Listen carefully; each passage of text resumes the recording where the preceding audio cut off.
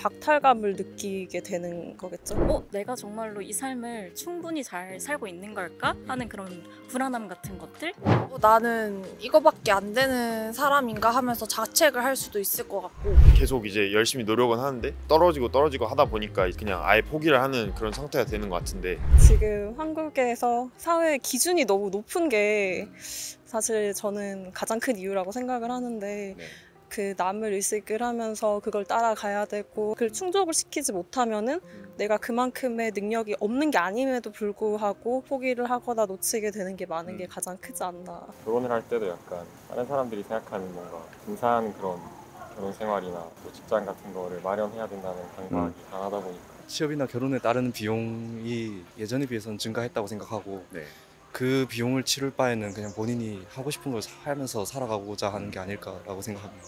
일자리가 아예 없는 건 아니잖아요. 본인이 그 눈을 낮추고 하면은 들어갈 수 있지만 그런 자리로는 조금 원하지 않는 경우가 많기 때문에 결혼이나 출산 같은 거를 포기하는 거는 이제 결국 개인적으로는 사회에 만연한 약간 패배주의가 좀 있다고 생각하거든요. 아들이나 딸을 낳았을 때 이 아이가 사회를 좀 행복하게 살 수 있을지에 대한 회의가 있는 것 같고, 근데 제 생각에는 그게 매스컴이든 언론이든 뭔가 사회적으로 그런 분위기를 너무 강조하다 보니까 나도 내 아들이나 딸의 미래를 잘 꾸려 나갈 수 있게 하지 못하겠는데? 라는 그런 압력이 좀 있는 것 같아요. 생존에 필요한 일들은 아니다 보니까 삶에 여유가 없어가지고 그렇게 되는 것 같아요. 본인이 많이 안정된 직장이 있고 뭔가 미래가 예측 가능하다면 그 속에서 추가된 슬롯들을 끼워 넣을 수 있을 텐데, 근데 현재 상황이 많이 빡빡하고 그리고 좀 많이 불확실하다 보니까 그런 변수들은 많이 꺼리게 되는 것 같아요. 어른들 얘기를 들어보면 예전에는 진짜 노력을 하면 집도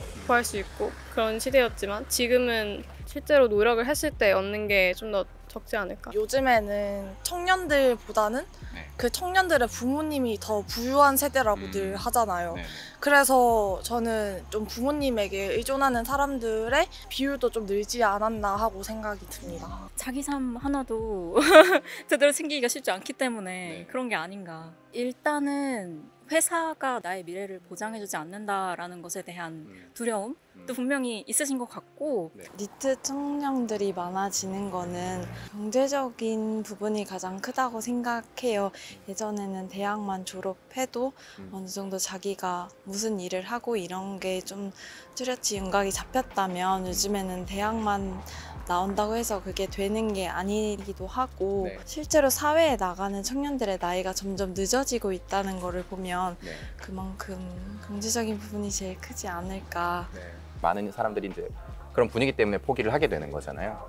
그 안에서 개인이 느끼는 감정들은 어떤 게 있을까요? 저는 무력감이 좀 있다고 생각해요. 그러니까 이 선택이 진짜 나한테 득이 될지 혹은 실이 될지를 잘 가늠을 해봤을 때 이게 마냥 득은 아니겠다라는 판단 하에 연애나 결혼을 포기하게 되는 선택을 한 이들은 뭐 대단한 무력감을 느낄 수 있겠죠. 공부도 많이 했고 배운 것도 많고 함에도 불구하고 박탈감을 느끼게 되는 거겠죠. 착잡하겠죠. 사실 본인의 능력이 그 정도로 안 떨어지나라고 조금 자책할 수도 있을 것 같고, 취업을 위해서 허비했던 본인의 시간들이 본인의 입장에서는 그 시간 동안 이뤄낸 게 없다고 생각하기 때문에 그 시간들에 대한 허무감이나 좀 착잡함이 같이 공존할 것 같다고 생각합니다. 나는 이거밖에 안 되는 사람인가 하면서 자책을 할 수도 있을 것 같고, 자존감이 낮아질 것 같다는 생각이 듭니다.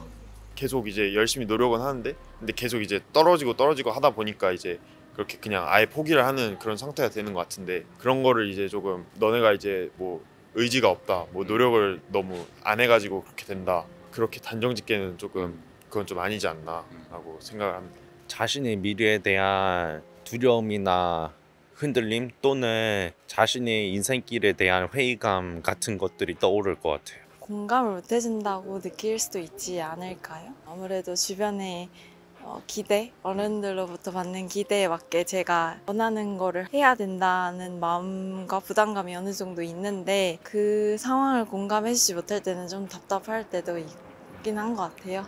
사실 굉장히 불안하죠. 제가 매일 느끼고 있는 감정인 것 같긴 한데, 사회에서 뭔가 정해져 있는 그런 길 같은 거를 잘 밟고 있지 않을 때 내가 정말로 이 삶을 충분히 잘 살고 있는 걸까? 하는 그런 불안함 같은 것들 있는 것 같아요. 비슷한 생각을 하고 있는 또래나 후배들이 있으면 혹시 해주고 싶은 얘기가 있으실까요?